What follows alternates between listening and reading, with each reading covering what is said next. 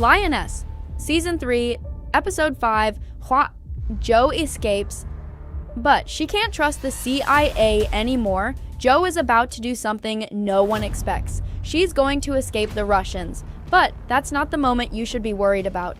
The moment you should be worried about is what happens right after. Because when Joe finally gets free, she's not going to run toward the CIA. She's going to run away from them. And that single choice could change everything we thought we understood about Season 3. This isn't a rescue story anymore, and this is a story about a woman who no longer knows who the enemy actually is. Let's talk about what freedom actually means for someone like Joe. For most people, escaping captivity would be the end of the nightmare. You get out, you get home, you're safe.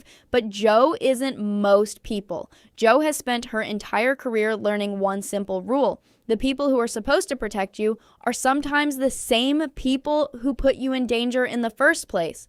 So when she finally slips past the Russians, her first thought isn't going to be relief.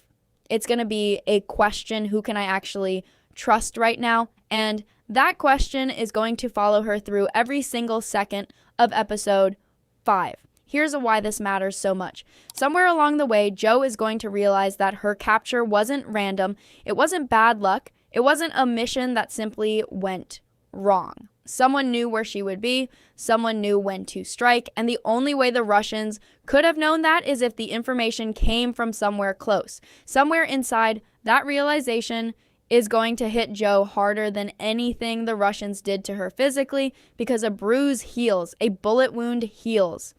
But the idea that your own side sold you out, that doesn't heal the same way. So picture the moment she actually gets free. She's exhausted, she's alone, she has no weapon, no phone, no idea exactly where she is. Every instinct in her body should be screaming to find the nearest American contact and get pulled out immediately. But instead, Joe hesitates because now she's asking herself a much more dangerous question. If someone inside the CIA gave her up once, what's stopping them from doing it again the moment she resurfaces?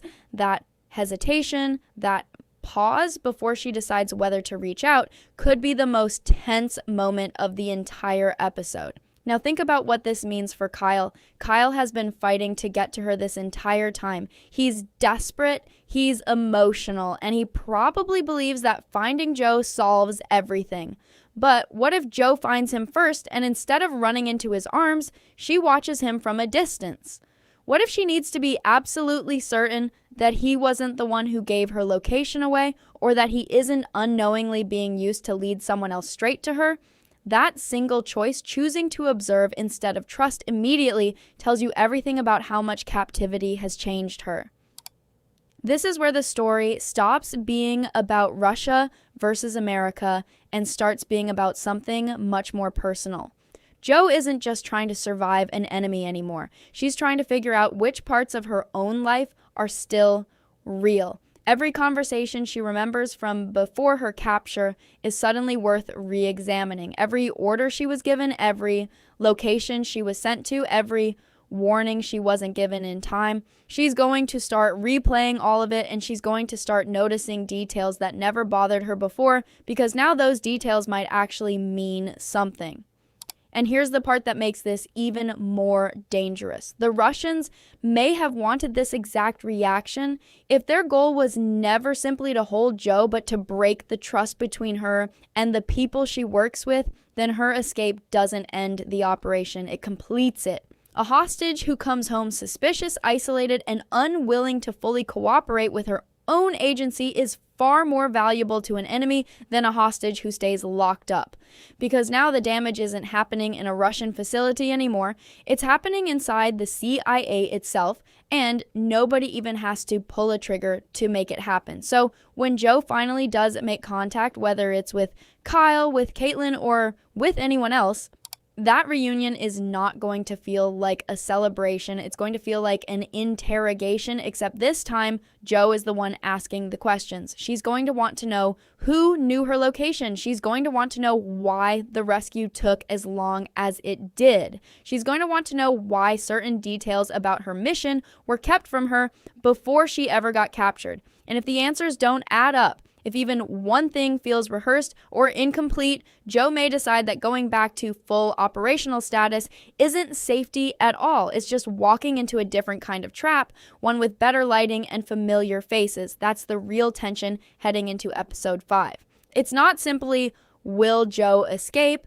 It's, once she does, will she even want to come all the way back? Let's go a step further, because there's a bigger problem hiding underneath all of this. If Joe truly believes there's a leak inside her own agency, she can't just quietly investigate on her own. The moment she starts asking questions, she becomes a threat to whoever is responsible, and that changes her entire situation. She's no longer just a woman trying to recover from captivity. She's a woman who might be hunted by two sides at once: the enemy who captured her, and possibly someone on her own side who never wanted her to make it home in the first place. That's a terrifying position to be in, because the second group is far harder to spot. You can identify a Russian operative. You can't always identify a colleague who smiles at you every single day while quietly protecting a secret. This is where Caitlin becomes one of the most important characters in the entire episode. Caitlin's job isn't just to bring Joe home safely, it's to manage the fallout of everything Joe now knows. If Joe starts voicing her suspicions, Caitlin has to decide how much of that to take seriously, how much to investigate quietly, and how much to shut down completely to protect the larger operation. That puts Caitlin in an impossible spot. If she moves too fast, she could expose an informant before they're ready, or worse, tip off the real traitor and let them disappear. If she moves too slow, Joe might take matters into her own hands, and an experienced operative acting alone and afraid is one of the most unpredictable things in the entire organization. Now think about what happens the first time Joe and Caitlin actually sit down together after the escape. On the surface, it should look like a debrief. Standard questions, standard procedure, but underneath, it's going to feel like two people trying to figure out how much they can say to each other without giving something away. Joe is going to be watching Caitlin's reactions closely, studying her pauses, noticing which questions she avoids answering directly. And Caitlin is going to be doing the exact same thing to Joe. That kind of scene, two people who are supposed to be on the same side, quietly testing each other, is going to carry more tension than almost any action sequence in the episode. Here's another angle worth considering. What if the leak isn't even a person? What if it's something Joe herself unknowingly carried into the field, a compromised device, a piece of technology, a communication method the Russians had already figured out how to intercept? If that's the case, then there isn't a traitor to catch it all. There's a vulnerability that everyone missed, and Joe's captivity was simply the moment it got exposed. That would completely change the emotional weight of the story. Instead of Joe hunting down a person who betrayed her, she'd be forced to accept that no one actually did this to her on purpose. Sometimes the most painful realization isn't finding out who's guilty. It's finding out that nobody is, and the system itself failed her. But let's say Joe does eventually find real evidence, something concrete, something that proves someone inside the operation made a choice that put her in danger. What does she do with that information? Does she bring it straight to Caitlin and trust the agency to handle it properly? Or does she decide that the agency has already proven it can't be trusted and she needs to deal with it herself? If Joe chooses the second option, that's when this story stops being about escaping Russia and starts being about something far more dangerous, a woman operating completely alone inside her own organization against people who don't know she's onto them yet. And that brings us to the moment I think everything is building toward. Joe finally standing in a room with the people who are supposed to be her closest allies, Caitlin, Kyle, maybe others, and instead of relief, there's distance. She answers their questions carefully. She doesn't tell them everything. She watches how they react to what she does share. And somewhere in that conversation, she says something that sounds calm on the surface, but changes the entire direction of the season. Something like, I know what happened to me wasn't an accident. I just don't know yet whose side sent the message. That single line could be the moment episode 5 stops being about a rescue and starts being about a quiet, dangerous investigation happening right under everyone's nose because Joe isn't going to trust blindly anymore. And in a world built entirely on trust, that might be the most dangerous thing that could happen to the entire operation. So here's what I want to know from you. Do you think Joe is right to be suspicious of her own agency, or do you think captivity has made her paranoid in a way that could actually put the mission at risk? And if there really is a leak, who do you think it is? Drop your theory in the comments, because episode 5 might not give us a clean rescue at all. It might give us the moment Joe realizes going home is only the beginning of a much bigger problem. Now let's take this theory somewhere darker, because there's a possibility we haven't fully considered yet. What if Joe's distrust isn't just a personal feeling? What if it's actually correct and the people closest to her already know it? Think about how strange it would be if Caitlin already suspects there's a problem inside the operation, but she can't say it out loud yet. If Caitlin is quietly running her own investigation while pretending everything is normal, then every conversation she has with Joe becomes a careful balancing act. She has to comfort Joe without revealing too much. She has to ask questions without sounding like she's testing her. And Joe, who has spent days studying the behavior of people trying to hide something, might be the only person sharp enough to notice that Caitlin is doing exactly that. That would completely flip the dynamic between them. Instead of Joe being the only one who doesn't trust the situation, you'd have two women who both suspect something is wrong, but neither one is willing to say it first. That kind of silent standoff, two experienced operatives circling the same fear without naming it, could carry more suspense than any physical threat the Russians pose. Is our national security compromised? Without a question. Wait a minute. Because the real danger isn't outside the building anymore. It's sitting across the table during a debrief that looks completely routine. Now let's bring Kyle back into this, because his role becomes even more complicated here. Kyle wants to protect Joe. That's simple and it's real. But what if Kyle is also the person Joe is least able to be honest with? Not because he can't be trusted, but because he's too emotionally involved to be objective. If Joe tells Kyle she suspects a leak, his first instinct might not be careful investigation. It might be anger, urgency, maybe even recklessness.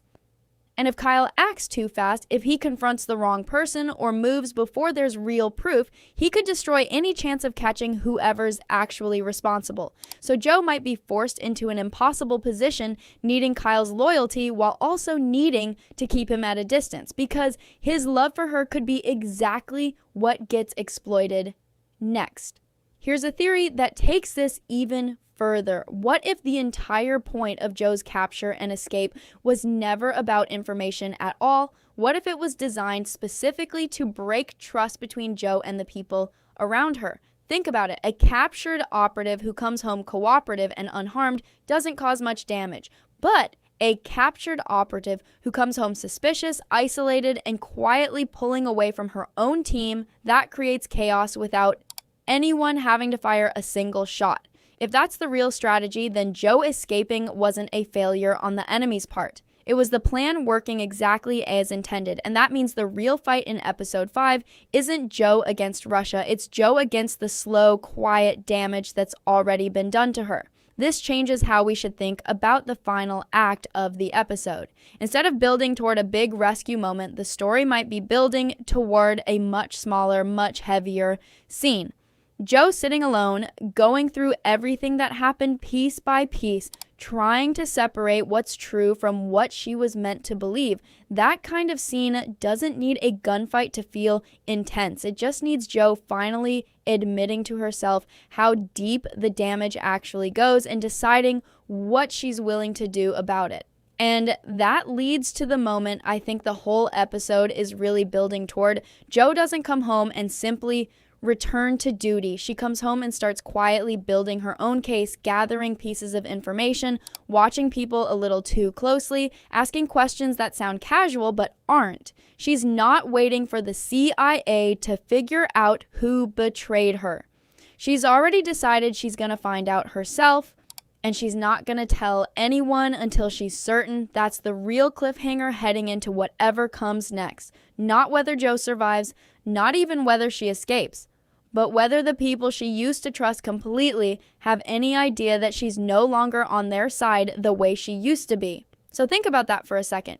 Jo isn't just coming home from Russia. She might be coming home as someone the CIA has never actually dealt with before. One of their own, working quietly against them, using every skill they trained her with.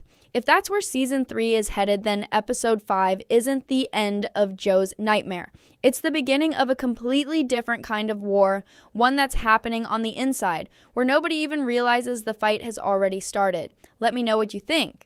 Do you believe Caitlin already suspects there's a problem, or is she genuinely in the dark just like everyone else? And if Jo really does start investigating on her own, how long do you think she can keep that secret before someone notices?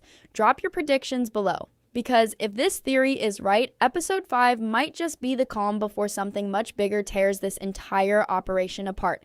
Let's bring this all together, because there's one more piece that changes everything. If Jo really is planning to investigate quietly from the inside, she needs something most people in her position don't have. She needs proof that can't be denied or buried, and that's exactly why her time in Russian captivity matters so much. Every detail she memorized, every name she overheard, every procedure she watched, that's not just trauma anymore, that's evidence. Jo isn't coming home empty-handed. She's coming home with a memory full of small, disconnected pieces that only make sense once she starts putting them together. And that's what makes her more dangerous to the real traitor than anyone else in the entire agency. She doesn't need access to secret files. She already has the file. It's just sitting in her head, waiting to be organized. This is where the pacing of episode 5 becomes so important. If the writers do this right, we're not going to get one big reveal. We're going to get small moments scattered through the episode.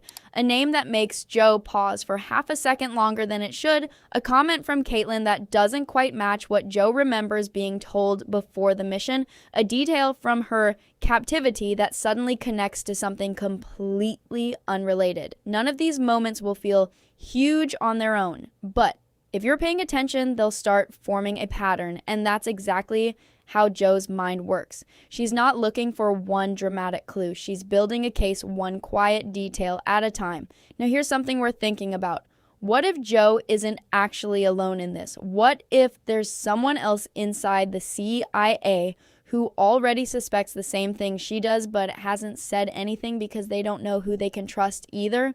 If that person exists, episode 5 could set up one of the most important relationships of the entire season. Two people slowly realizing they're chasing the same shadow, testing each other carefully before finally deciding to work together. That kind of alliance wouldn't be built on trust right away. It would be built on necessity. Two people who know that staying silent alone is more dangerous than taking a risk together. But there's also a darker version of this theory worth considering. What if Jo reveals her suspicions to the wrong person first?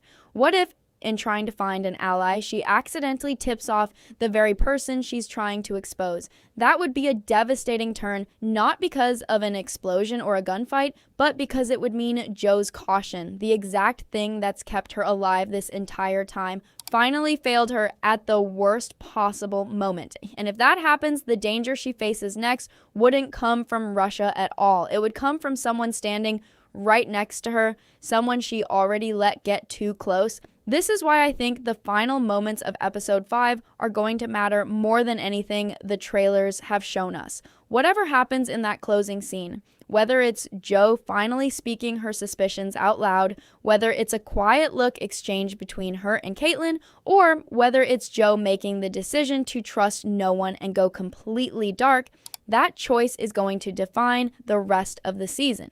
Because at this point, the biggest threat in Lioness isn't a foreign enemy anymore. It's the space between the people who are supposed to be on the same side. And once that space opens up, it doesn't close easily.